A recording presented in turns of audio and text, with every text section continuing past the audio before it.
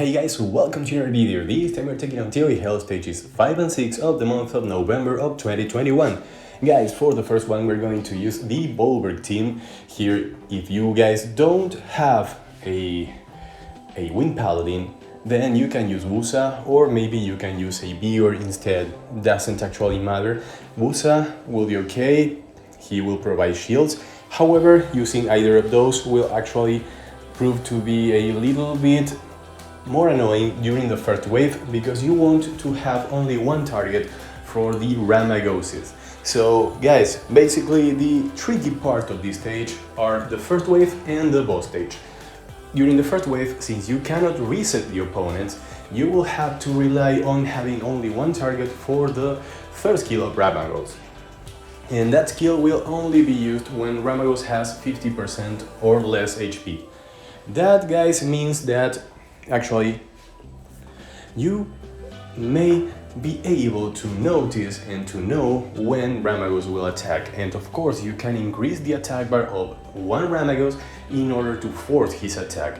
That way, having two units that provide invincibility will make your Bulwark invincible, and therefore you don't care about the attack of Ramagos. And remember guys, wind units will attack water units. That is why replacing the Luis with a Wusa or maybe a Vigor will not be so good, because you will have two targets, and then your strat will be to actually prevent the Ramagos from attacking, and that actually requires a stun and also the perfect timing of the first skill of Bulwark, so that you can end the Ramagos before they actually move. So yeah guys, that's pretty much it, and apart from that there's nothing to tell you about this wave, and the second wave is much easier. So guys, I will see you at the boss stage.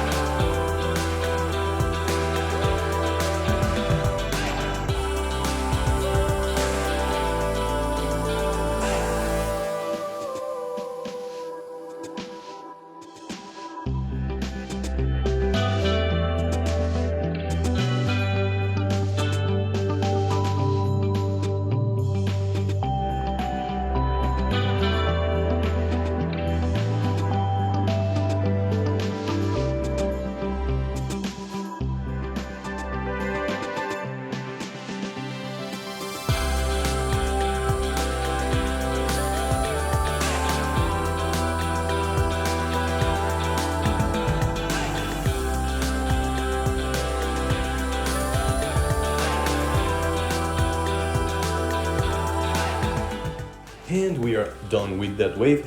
And now guys, you can land the provokes, doesn't actually matter a lot, but it will be good. Remember, the dark units will attack the light units, and the light units will attack dark units. So here we can't reset the skills, so you will have to receive the AoE attacks of the Huatans.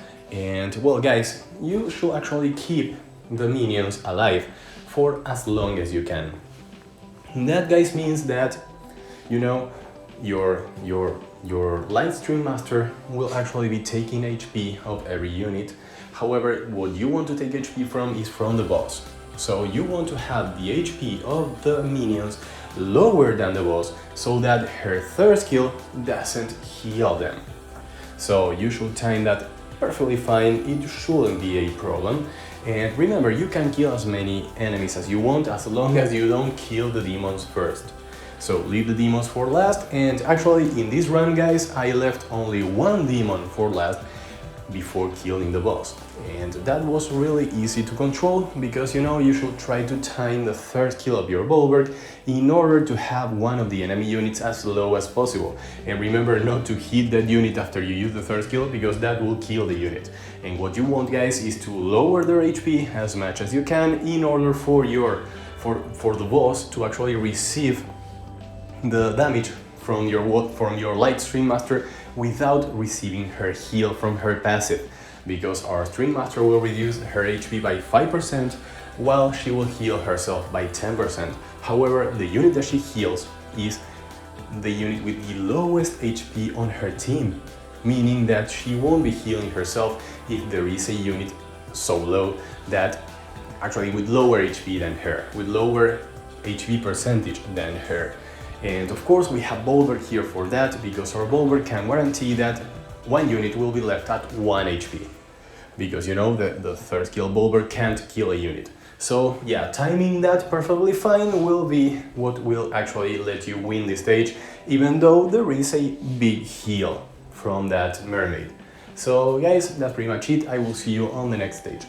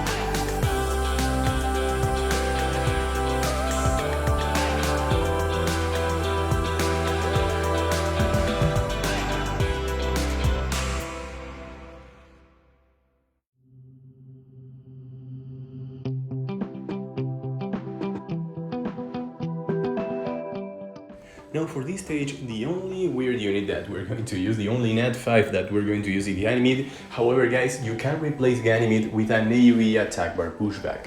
So you can use, for instance, the Iwuchi, or for instance, a Poseidon, a tanky Poseidon by the way, because you know, you will have to take some hits here. And yeah guys, the AoE pushback is what matters the most about Ganymede here, so any AoE unit that can control things will be highly welcome here. So guys, at this stage you can reset the enemies, and of course the main threat here was the silence for one turn, so having a Tetra that's faster than your team will get rid of that. And of course there's a 200% crit damage increase, which means that if you get crit on, then one unit of yours may actually go down. So that's what you should care about, and that is why we're using Herny here instead of going for Thessarion, for instance, because we want to Oblivion unit, but we actually want to be tanky, have heals, and we want to have a unit that doesn't immediately lure the attack of the boss, because the boss is water element, and your Thessarion will have to be really tanky in order to actually resist an attack from the boss with some stacks on and with actually being a crit with 200% crit. So yeah, crit damage increase. So that's pretty much it guys. You should try to control every single wave. You know how Ganymede, Dark Homunculus and Tyrone works. If you are not using Ganymede, you know how Tyrone and Dark Homunculus work together. They are amazing anyways, and of course you should try to time the resets of your Dark Homunculus with the pushbacks of both of your units, so you can reset them both. And of course you will be taking 2 turns, you will be giving time to your Homunculus in order to reset her reset. Therefore you may be able to keep the enemies from moving all the time, and remember you will have 1 turn of freeze on your side as well. So not having Ganymede here will not be a huge problem guys. However, he will help a lot in order to make things easier. Now, where's the damage? Well, you don't care about the damage. You will defense break everything with your Herny, and you will deal damage. You have 200% increased crit damage, so thanks to that condition you will be able to finish this stage much faster. So that's pretty much it guys. I will see you at the boss stage.